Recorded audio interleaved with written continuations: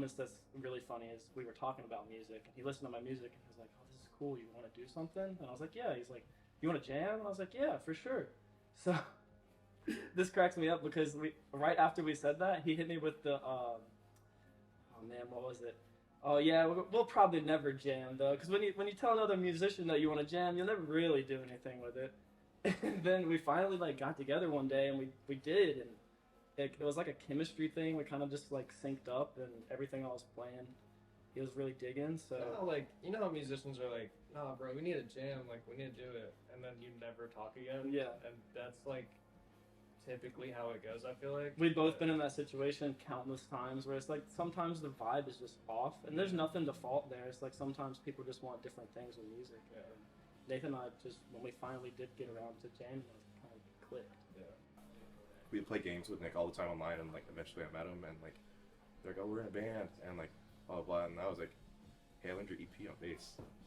If you need a bassist," and like things kind of just went from there, and like kind of just ended up like all falling in together. One of my friends was like, "Dude, you gotta come to night school. There's this band that's going there called Bluegill. Like, they do the shoegaze thing. Like, you'll love them." Like, and I was like, "All right." So like, I went to this like little DIY house party, house show thing, and that's the first time that I saw Nick Bruce and Nate all playing together. Subvertigo was there too. And I remember like Subvertigo covered a Title Fight song, and I was like, "Holy fuck!" Like, I like videoed it, and I sent one of my friends like, "Dude, somebody's covering Title Fight right now." And then they played, and they blew my mind, like how awesome they sounded. And I was like, I wanna be in that band. We met each other at Snug Harbor at a Heart to Gold Modern Color show, and Ricky was talking and was just like, "Oh man, like I want to play music that's kind of similar to this, or just like has like a similar vibe." And I was just like, "Well, it's funny that you say that because I've got some songs." And then Declan was just like, "I'll play guitar." Yeah. And we jammed for a couple of months. We realized it was going to be like a serious thing. Ethan was my coworker at the time, and he's one of the only other people that I know who listened to similar music, and I knew that he was going to be a good fit, so we went from there. Yeah, because Ricky and I had been playing for a hot minute together, just because he was living here, and we were playing a lot more kind of like jam stuff, and we definitely wanted to get a little bit into like the more Heart to Gold kind of grunge, monocolored kind of scene. And Steven had the opportunity with some of the stuff that he had written before, and it would just lined up perfectly. So once we started kind of jamming, it was meant to be. You know, for me, it's like me and Steven were co-workers. We both worked at Guitar Center. We would shoot the shit there all the time, and eventually I invited him over to jam at my house one day, and we were doing that for a while, and then he just called me over to this place, like just random. He's like, "Yo, next week, be there at this place." I pulled up. We just jammed here, and he's like, "All right, you're in." And I was like, "In what?" And then he's like, "The band," and I was just like, "Okay." I write most of the music, and at first, especially like for the EP that we put out, I wrote most of the parts that were on there. But as time's gone on, everyone's kind of grown into the sound naturally and have become a little bit more autonomous with their parts. So I just kind of bring a skeleton of a song now, and they'll add something onto there, and they'll even put things on there that I wouldn't even think to put on, and it makes it better. Yeah, Ethan always be throwing the craziest bass lines that are just like totally off rip and Yeah. just totally nothing that you'd expect at first. So there were things that we were trying to express with the music that I was like, I'm limited in like what I can play, but us practicing a lot and like having the songs, like knowing what we wanted to do with it, helped me get a lot better individually. And I know it's kind of been that way with Declan too, where when we started, you know, it was a little difficult, and it's like, you got to tell me what to play, when to play it type stuff. But now as we put it together over time, we've all gotten better in that area, and it's been cool to be more like collaborative in our process, you know, where we're all confident enough to know what we want to do and do it that way. I'll fuck off after practice, and I'm just like, all right, now I'm gonna make the bass line. I'll come back, and then hopefully it'll just be like something that everybody can like move to. That's pretty much like my thought process when I'm making anything. Playing with Steve and just that in itself, it's just like you can't really phone that kind of shit in because like he's sick as hell. Like you can't just like do nothing with that. And so like he really inspired me to become a better player, and I know like all of us in general. And so that's just kind of like what's been moving me forward, really.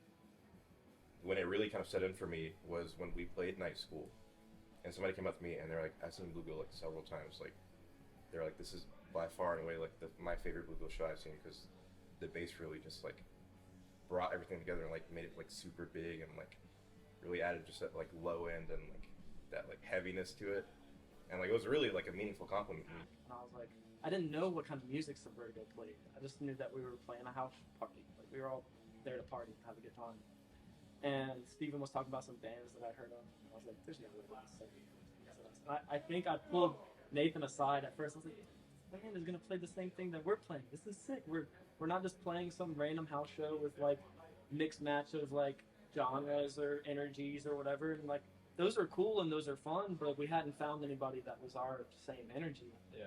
And I remember specifically pulling Nathan aside. I said, I think they're in the same like vibe as us. And this is cool. And we just like hit it off as soon as we figured that out. Yeah, meeting them at that show was probably just the best experience that we've had, because I never expected that. You said it from fucking meeting them day one. We're like, oh, this is some best friend shit. Like, Yeah. this is going down. Ricky, Steven, Ethan, Declan, I can't remember exactly who it was, but when we were leaving, they're like, we're going on tour one day, right? Yeah, They literally, like, the first time we met them, they're like, we're going to go on tour like sometime. And shit, now we trying to. now we really trying to. It was one of those really weird things where we met at a house show in Greenville, North Carolina, and it was their first show that they had ever played. And we just happened to be there. But we connected instantly because either I was wearing a band shirt or Nick was wearing a band shirt, and Nick was just like, oh, I think we're going to be playing some similar stuff to you guys. And then we just started talking more and more. It's like we talk about the bands that we like. He's like, oh, you like that band? I like that band. And then it was just like a whole like nerd rabbit hole where we just... And then we saw them play too. When we first saw them, they were a two-piece, and it was just Nick and Nate. And my God, dude, they sounded like 5 people up there. When meeting Bluegill and knowing they're all like good friends, and then when we came together and we all just clicked like that off rip, like it's like I could just like extend that like family feeling I have with Subvertigo and extend it on to that. Like, I'm just hearing this massive band, and I'm thinking like it's a whole 4-piece, maybe even 5. I come out, I'm standing like right by the monitor, and I peek over and I see it's just the 2 of them, and I'm just blown away by just like, first of all, like how fucking loud it was, because that was probably like some of the loudest, like the loudest house show I've ever been to, and it was just like, I was standing right by the monitor just going deaf, and I was like, I'm okay with it.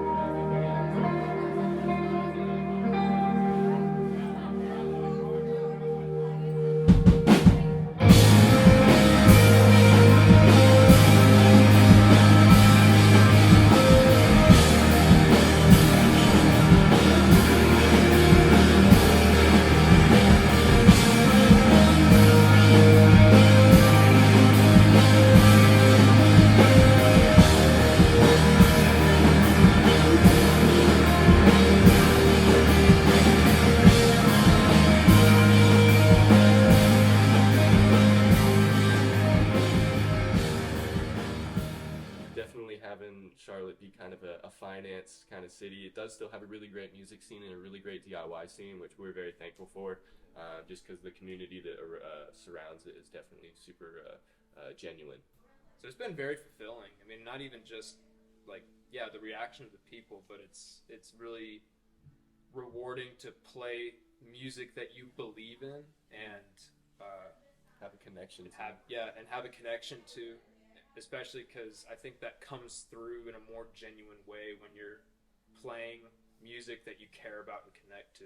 Being able to come together with people who are like motivated to make something happen with music has been really cool. And like, regardless of where it goes, like tangibly, I'm cool with like just the effort we've put in and stuff. It's been cool to see us grow in that way.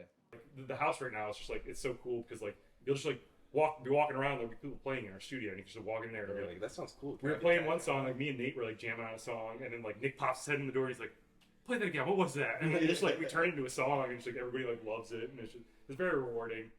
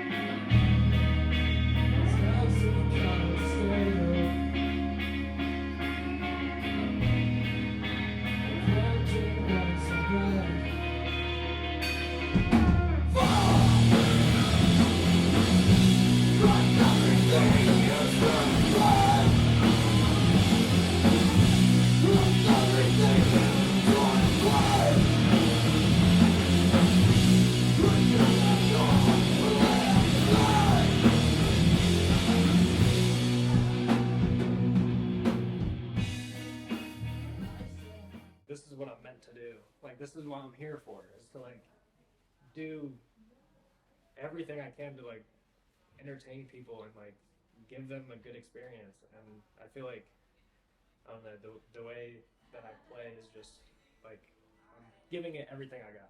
Is pretty much it. Like I play it as hard as I can every time. It's one of the most entertaining things I've ever seen.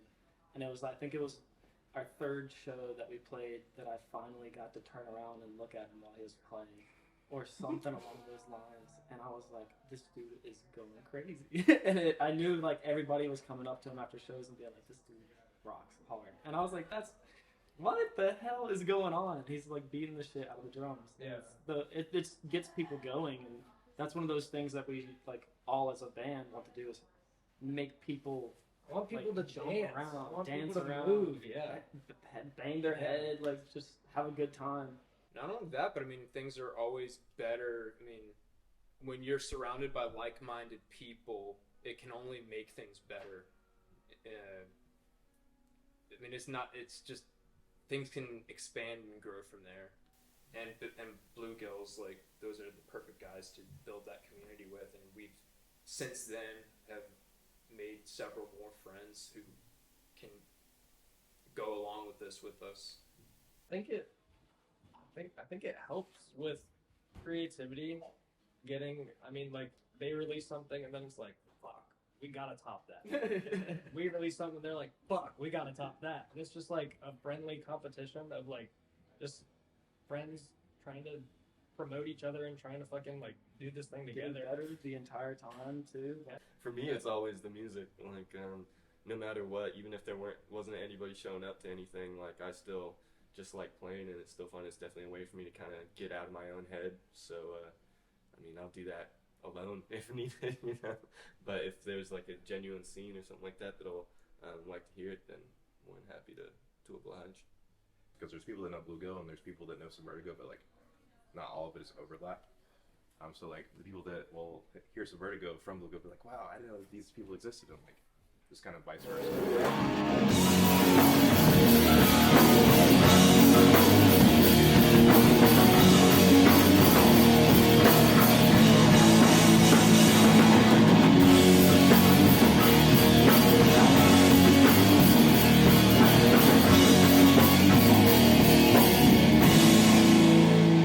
I went to university and I graduated with a degree that I didn't particularly like or care to get a job in the field. Finance, that was never my thing. And I kind of just did that to get by. And who knows if I'll ever use it or not. It's kind of my backup plan at this point, because when I graduated in 2022, I was like full send on music. My friends convinced me to put the music out. I'm going to do it. And ever since then, it's been working, you know, some shitty job, in between places sometimes, and always finding time to either write music, play music, do as much as I can, just because it's what I want the most, it's the thing that means the most to me. So like, regardless of where this band goes, it'll always be a part of my life, and I imagine the guys feel the same way.